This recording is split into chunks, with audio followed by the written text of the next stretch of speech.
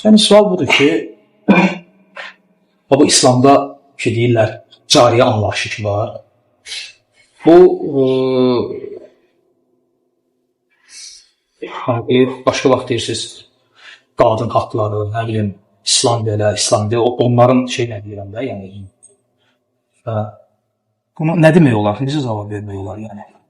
Yəni bu cariyə məsələ. Birinci sualın qoyuluşu səhvdir.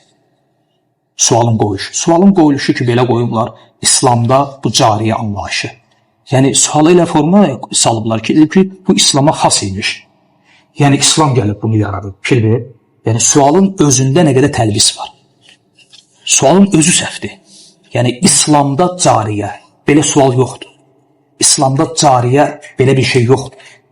Yəni, çünki bu o zaman olar ki, İslam gələ, belə bir şey yoxdur cəmiyyətdə və İslam belə bir şey gətirə.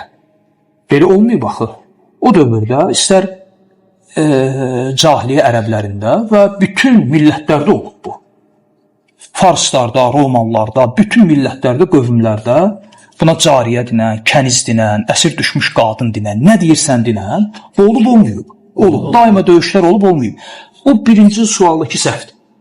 İslamda, onu poz.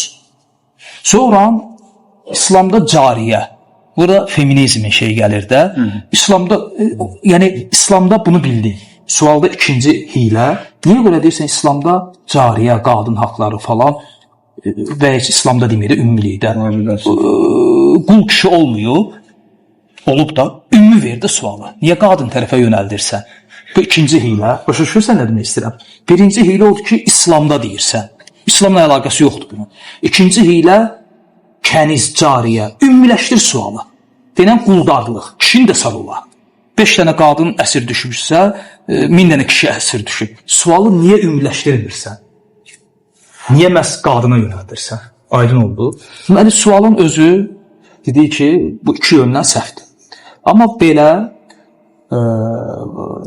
subhanallah, yəni belə deyək də, bu qadın cariyə, bu kimdir? Bu əsir deyil. Bu əsir də düzdürmü? Yəni, sən ağzında əsir deyirsən. Bugün hər hansısa bir müsəlman ordusundan, məsələn, bir döyüşdə Qarabağ müharibəsini götür də, əsir düşən qadınlar. Heç izləri, tozları bilinir. Başlarına nə oyun gətiriblər. Elə də elə deyil. İstəyir qadını, istəyir kişisi. Düzdür, düz deyil. Bundan niyə danışılmır? Yəni, söhbət Qarabağı demirəm. Ümumiyyətlə, bu şeylərdən niyə danışılmır? Yəni, sən elə deyir, bu sualı verəndə elə qoyurlar ki, sualı. Yəni, cariyə qadının haqq. Nə haqq? Bu əsir qadındır, bu əsir düşür. Əsir düşməyinə rəhmən, müsəlman kişi onu gətirir evinə, yediyindən yiyib içdiyindən içizdirir, geydiyindən geydirir. Onsuz da bu əsirdir. Yəni, o dövrü götür, başqa qövmlərlə, millətlərlə müqayisə eləsən, başqa millətin, qövmün əlində o qadın heçdir. İnsan olaraq heçdir. Çünki əsir qadındır. Hansı haqqından, hüququndan danışırsan.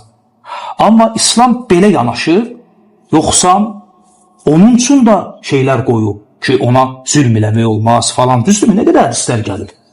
Hətta Peyğəmbər sallallahu aleyhi ve sellem vəfat edəndə baxın, vəfat edəndə ən son 2 nəsiyyəti nə oldu? Bir namaz, bir də əlvizdə olan kölələr.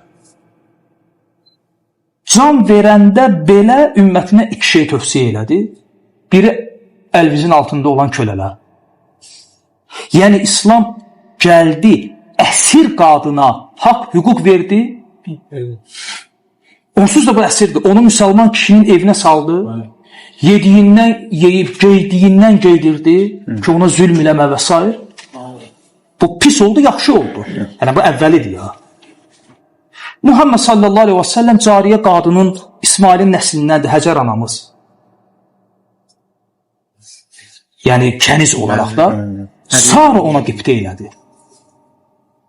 Çünki Allah azə və cəllə birinci övladı ondan vermişdi.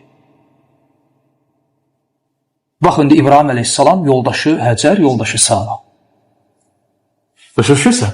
Sonra İslam gəldiyi cəmiyyətdə bu şeylər var idi ya, yox idi, var idi.